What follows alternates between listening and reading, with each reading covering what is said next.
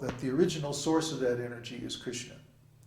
When we see the energy of the moon or the stars or anything that gives out energy, we know that energy originally comes from Krishna. And when we see it, is simply a reflection of his energy being emitted by another being or body or whatever. So when we see anything that's beautiful, wonderful, attractive, effulgent, pleasing, in any way, we should know this is a product of Krishna's energy. He's the original source, Svayambhu, and he has no other source. Now this is one of the most difficult things to understand about Krishna, is that he does not come from anywhere. His form is original.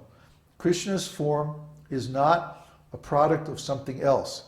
It's not that Krishna's form is some transformation of Brahman or something like that. No. Krishna's form is his self.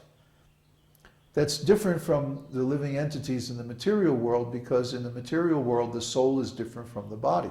But Krishna is non-different from his eternal form. He's unique in that respect. Or actually any of the living entities in the spiritual world are the same as their forms. There's no duality between the body and the spirit. So we should understand Krishna as Svayambhu is the source of everything. And then the next name is Shambhu, meaning his auspicious transcendental qualities bring great happiness to the devotees. Of course, Shambhu is also a name of Shiva, Shiva Shambhu. But Shiva and Shambhu are both originally names of the Supreme. And Lord Shiva gets those names only because he embodies some of those qualities. Now, what is Lord Shiva exactly? Lord Shiva is another unique living entity in a category of his own. Lord Shiva is called Mahadev. Mahadev means the greatest demigod. But what is actually his position? Well, actually, he is between the material and spiritual worlds. He is the Supreme Lord. But because he's in touch with matter, because his duty or his function is to destroy the material creation at the end of the universe, the end of time. So he has to actually contact matter. He has to be in touch with matter. And also he's in charge of the material mode of ignorance. Therefore, he doesn't become covered by matter, but he's in touch with matter. Unlike Mahavishnu and the other Vishnu forms, who never contact matter directly. They only glance over the matter. And by their glance, they do everything. But Lord Shiva actually contacts the matter. It's described that that Uma, his wife, Maya, is sitting in his lap and like that. So because Lord Shiva actually contacts Maya, he's not worshipped as the Supreme. That's a mistake. If we worship Lord Shiva as the Supreme, he will not be pleased, because that is an offense to Lord Vishnu. Only Vishnu Tattvas are worshipped as the Supreme Lord. Shiva is also worshipable, but he's not worshipped as the Supreme. If you go to a temple in India, you'll see the main deity is Lord Vishnu, or some incarnation of Lord Vishnu. And then on the side, there may be a deity of Lord Shiva. And then when the food is offered to Vishnu, the prasadam is brought to Lord Shiva first and offered to him. So that's the actual position of Lord Shiva, is that he's the greatest devotee, he's the greatest demigod, and although he is in one way non-different from the Supreme, non-different from Vishnu or Krishna, in another way he is different because he's actually in touch with matter. Therefore, Shambhu, although he has wonderful, auspicious, transcendental qualities, at the same time, those qualities are not in an unlimited quantity as they are in the Supreme Lord, because of his contact with matter.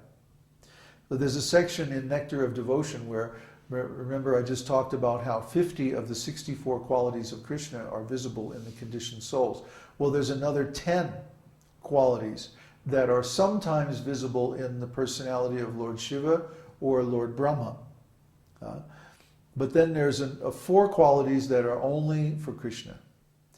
And those four qualities are that he is the source of everything.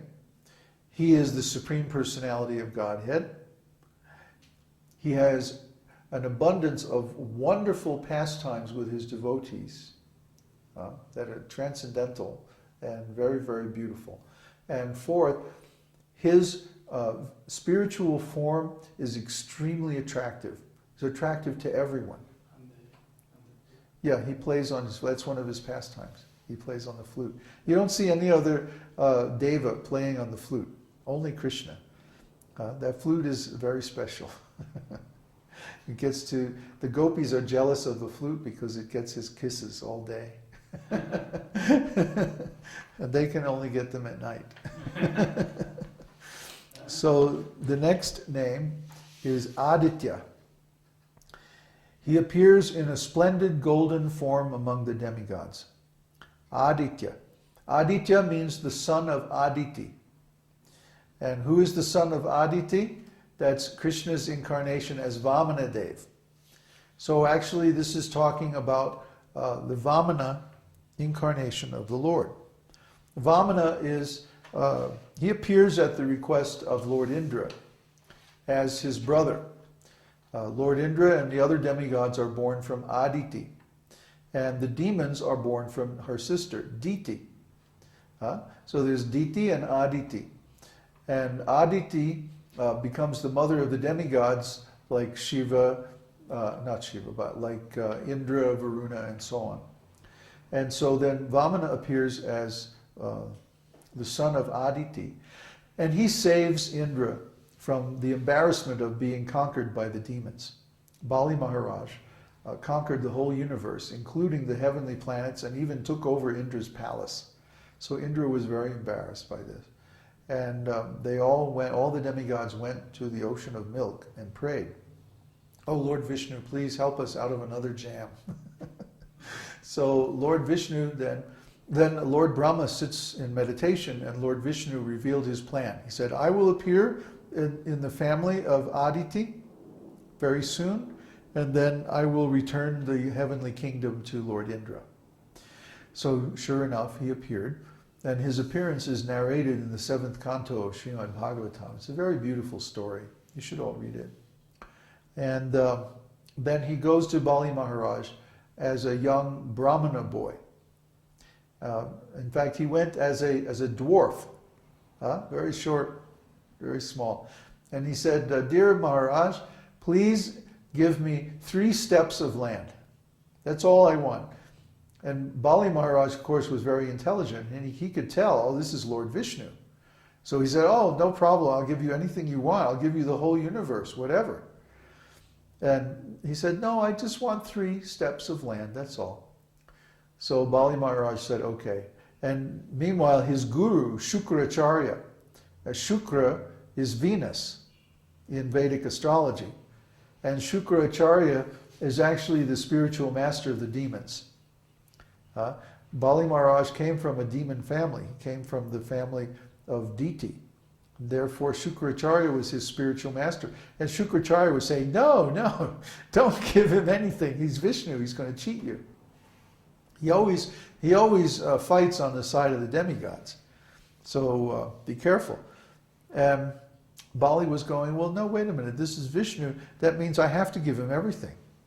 That's what the Vedas say. So he actually followed the Vedas better than his own spiritual master. Shukracharya, being the spiritual master of the demons, his policy or his theory is, well, let's enjoy material and gratification now, and then when we're satisfied, we can do spiritual life and not have any distractions. That's his theory. But we find that practically speaking, this doesn't work. What happens is a person engages in sense gratification. That means they have to engage in economic development. That means they have to engage in family life. That means they have to accept so many entanglements and so many material designations. And Maya Das, yes, they become Maya Das.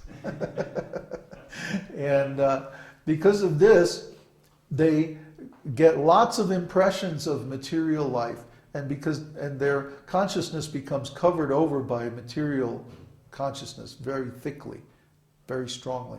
So then, after this is this so-called satisfaction, which actually we never reach in material sense gratification. We always want more and more.